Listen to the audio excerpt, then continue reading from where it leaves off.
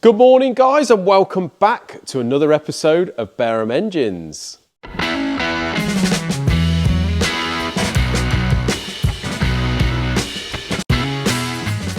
So, we've got quite an interesting one today, guys. Bit more technical than usual.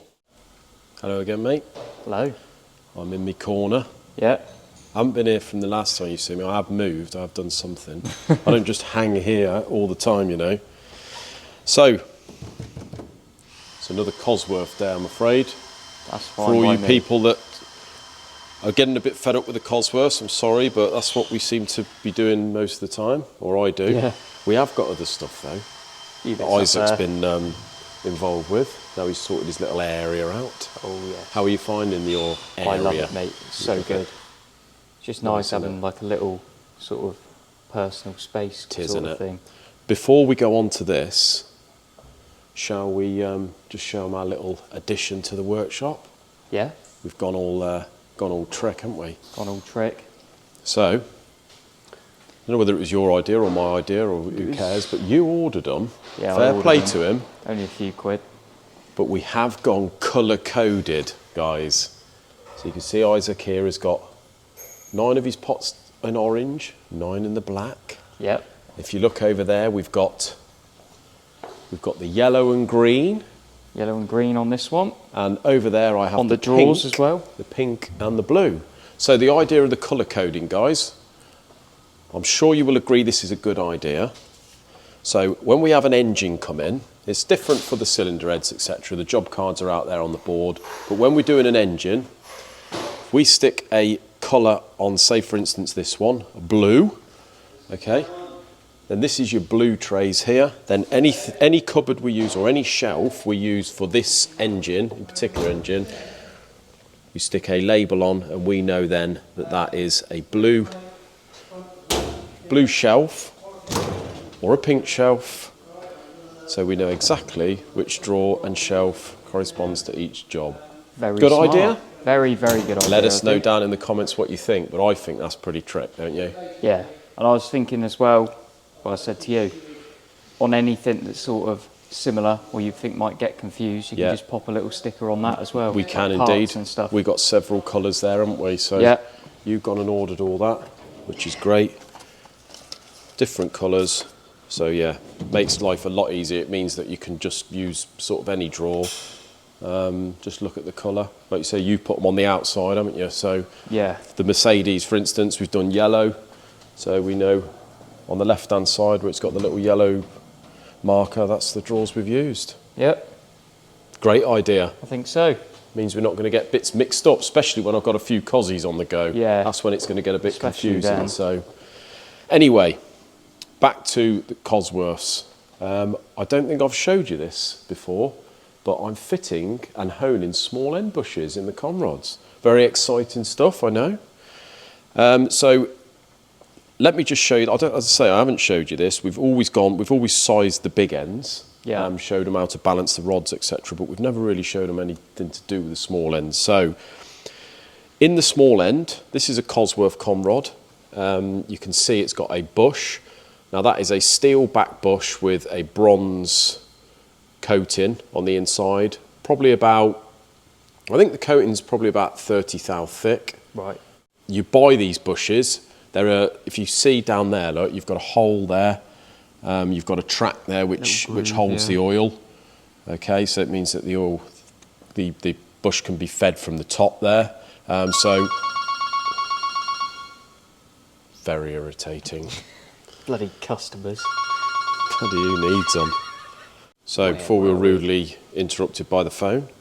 So yeah, we've got the steel back, bronze coated bush there. You can see the oil hole at the top there and the oil track at the back. So it's important when you push the new bush in, you get the hole aligned there so that it can be lubricated. Now these bushes, the annoying thing is these bushes come with sort of probably 10 thou each side extra of bronze. So overall they're about 1/2 mil down on diameter. So by the time you push them in, it takes some honing out. Okay. So they're a bit of a pig. But most of them these are actually not, but most of them are, the aftermarket ones are a split bush, so which means that you can't put them in the lathe and turn them out. So you have to hone them all out. So what we do is I've got a pin around the corner that's 5 thou smaller outer diameter than the bush or this housing. So we set them up on the press, obviously with a hole sort of going around the outside there. Push the old one out and then push the new one in, okay? And then we have to hone them on our small Delapina hone. Right, so the reason we change these bushes, mate, I don't always change these, believe it or not. This one here, whether these bushes have been changed or not, we haven't changed them. But what you're looking for is when you've got a new pin out of a new piston set, you don't want any movement at all. Right, really. No play at all, nice and smooth. You want them to sort of fall slowly under their own weight, really. But this one's sort of pretty good. So I shall ask the customer if he wants to put some in. But if there's no play up and down, you can feel that there's no play at all there. So really, they don't need doing. So what we do is just inspect them, make sure there's no cracks or splits or anything like that. Yeah. And you don't always have to replace them. But the set that I'm doing at the moment is for this engine. And the customer specifically wants them anyway, but they do need doing because there's probably about 0.5 mil of play with the new pin. So we'll head over there, mate. I've fitted the small ends and I've honed 2. But as I say, it's a bit of a rigmarole. I've never used this machine. Haven't you? No. Oh, this is a lesson for you then. Yeah. So this is the small Delapina. Bit dim round here, isn't it? A little bit dim round here, isn't it, compared to there? This is a proper working workshop now. Yeah. So you've got a motor that's continually going, okay? And this spindle here is driven off a belt.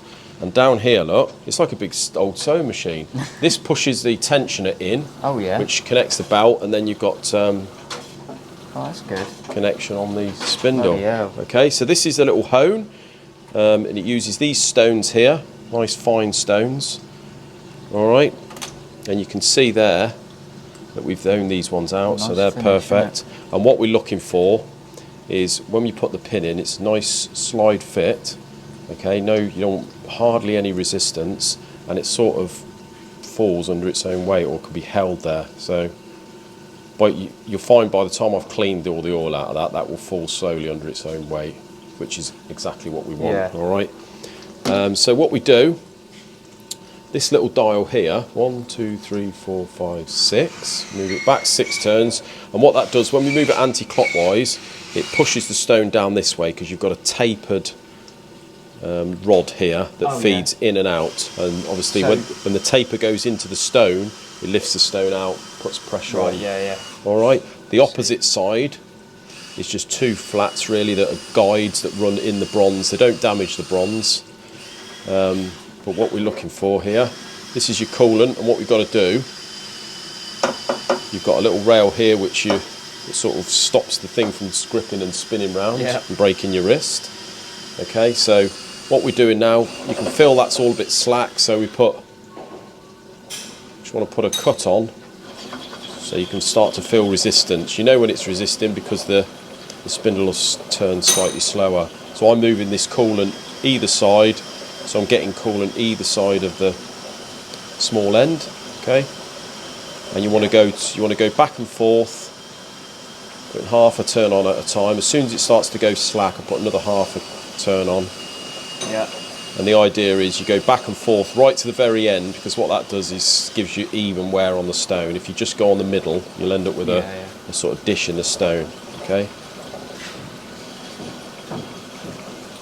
So what we do, every now and again we get the pin, try it in there, okay, we've got, to be honest, and then when we go to put it back on, I normally turn it over and do it the other side, just so we've got, if there is any inconsistency in the tool there, then it's going to wear evenly both sides.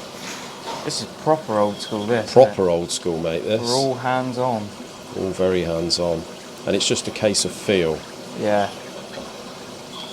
So you can tell when you start to get near, because when you try the pin, it will sort of, you can feel it almost gripping on the end, whereas that is not. No. So I know that I've got plenty more to come out there now.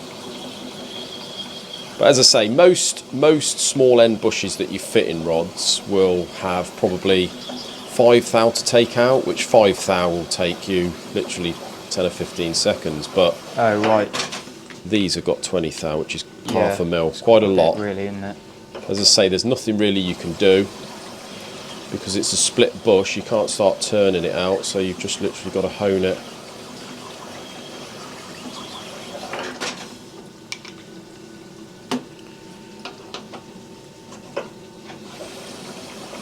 As I say, it is important to move this honing oil, yeah, and make sure it's getting both sides so the stone is getting well lubricated.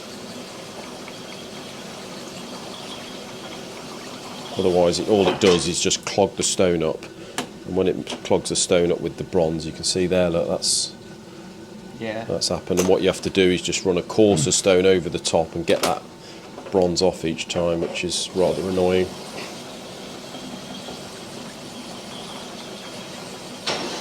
So the process then, when I'm doing the rods, generally, a lot of the Cosy rod small ends are good. As I say, if the customer specifically wants them, then we will do it. But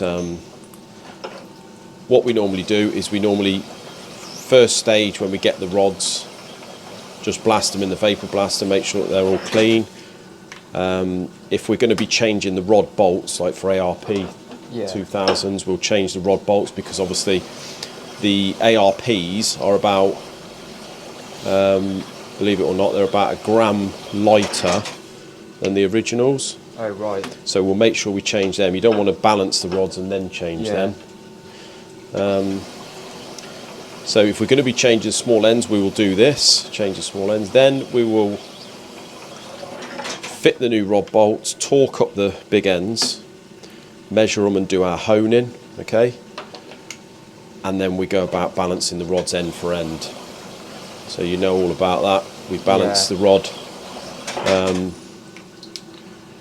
See, that's starting to grip now on the end itself, so we know we're nearly there now. So all we do is just 1 or 2 at a time, just keep turning it over until it's there. So it really is just feel completely. It's just complete like feel, no. Yeah, this machine is.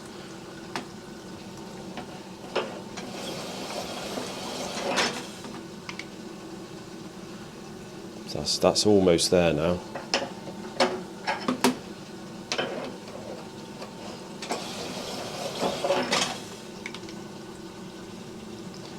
So that's okay, but that's going to be a little bit too tight. So one last little. I reckon we're pretty much there, mate. He's there, but he's probably smidge tight. Very smidgen tight.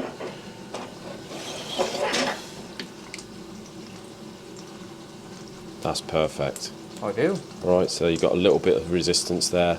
It can hold itself, while it's full of oil, it can hold itself in there. So that is lovely. All right. It's interesting. So yeah, that's how we fit and hone small ends, guys. And then what we do is give it a visual inspection afterwards, make sure it hasn't gone, because as I say, once you've honed it out, the coating is actually quite thin, so you just want to make sure you haven't gone through that coating into the steel backing, because I've had that before with some cheap bearings where it's not thick enough. So there we go, mate. So what I'm going to do now is do this last one, clean them up, sort that end out there, make sure it's all right. Yeah. And then balance them. Ideal. Job done. Well, that's it for another day, guys. It's Friday. I am off home. Have a great weekend, and we'll see you on Monday. Take it easy, guys.